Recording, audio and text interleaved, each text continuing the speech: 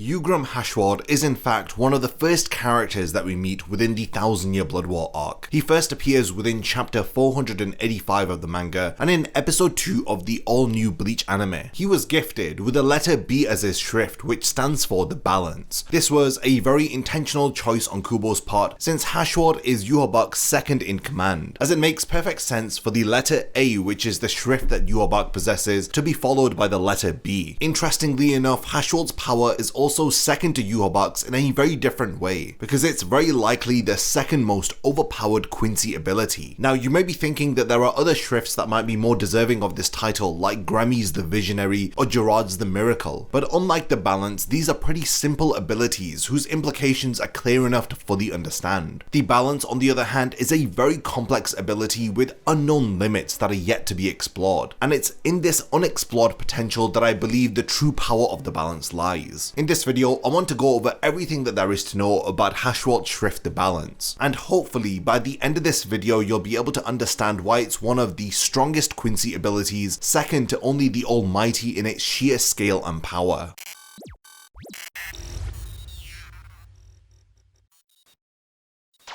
Before the video begins, only 12% of the people who watch my content are subscribed to the channel. If you enjoy these videos, then subscribe and stick around for more content just like this. Now let's get back to the topic of the video. The balance is a shrift that appears on two separate brief occasions within the story. You would think that a Sternritter who appears so much within the 1000-Year Blood War arc would have more opportunity to show off his signature ability. On the other hand, the brief display of his power may just be a testament to just how powerful he is without having to resort to using the balance. Despite this, I do wish that we got to see more of the balance, but instead of fretting over what we didn't get to see, let's focus on everything that was revealed about Haschwalth's power. The first time that we see him utilize this ability is within chapter 559, and it's not too far into the second invasion of the Quincy. It's after Kangdu and BG9 have been defeated by Hitsugaya and Soifon. Now, both of the defeated Sternritter were tied up and were about to be executed by Haschwalth under the orders of Yhwach. He states that lives saved by good fortune must be taken by a directly proportionate amount of misfortune. He punctuates this statement with a sword slash aimed at Kangdu, intending to kill him. Now this slash is however blocked by Kangdu, who uses his iron shrift to harden his skin to prevent the blade from doing any damage to him. Kangdu states that the only person he'd allow to kill him is Yhwach himself. It's quite ironic that Kangdu asks Haschwalth if he had forgotten what his ability was. This question in fact really applies to Kangdu, because it's at that moment that he was ignorant of Haschwalth's power which had sealed his fate. He muses to himself that a second show of fortune had appeared, a fact that he makes known to Kangdu. Now this is followed by a really cool panel where we see an oversized scale behind Haschwalth as he asks Kangdu if he can see that the scale is tipping. The Sternritter realizes a second too late as Haschwalth's blade descends, slicing him clean in half and killing him, and for some reason he has absolutely no difficulty